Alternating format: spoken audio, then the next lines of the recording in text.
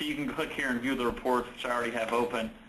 And the reports basically show you what's going on in your network, which can be extremely helpful because you can locate security issues, and you can locate people that are doing things they shouldn't be doing and things that need to be addressed.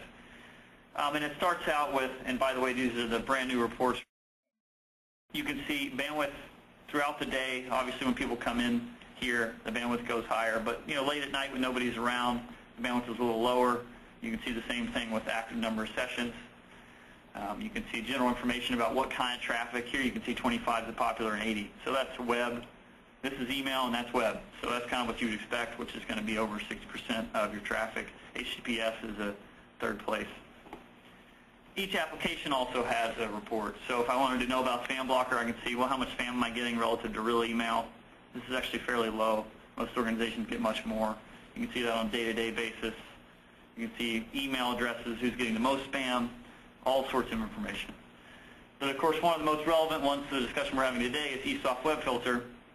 And here you can see the same thing. Not a lot of web usage late at night when people aren't around. But when people come into the network, obviously web usage goes way up. You can see, on the weekends it's pretty slow. Monday, Tuesday, Wednesday it picked up quite a bit. Last Friday and Thursday were very busy. You can see general web usage. A lot of web traffic, not very many violations. That's a little sliver on this network. Then you can look into, well, who are my top users by hits and by size. I can say, well, maybe you want to know more about that specific user. You can also do the same thing with top 10 categories of violations. Looks like we've had a couple people try to visit some nudity sites, some spyware sites. You can also bypass sites. That's an optional setting that's not on by default.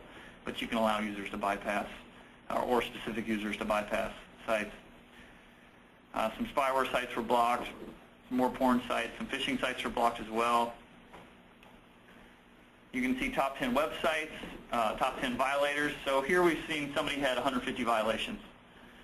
So there's two ways I can go about this. I can get an individual report for that user, or I can just go and look at all the violations that happened and say, well, it looks like this guy was going to Victoria's Secret quite a lot. A porn site, there's some spyware sites, and here you can see what machine that was and what user that was if you have Active Directory Connector installed. Also, if I just want to see their general browsing behavior, I can click on that machine, and it'll actually generate on-the-fly a report for that specific user. So here you can see that user wasn't doing anything at night. His machine may have been downloading some updates and stuff, but did a lot of web browsing throughout the day. Obviously not much on the weekend, but when they're in the office, quite a bit. You can see here that, well, they had about 190 violations. And here you can see what those were, porn sites and bypass sites. And you can see general information. Looks like they were reading Encyclopedia Dramatica a little bit, going to Mac.com, going to Google and doing their searches. All sorts of information here about what people are doing on the network. So without walking too much through each app, you can see each app and say, well, here's what it's doing for me.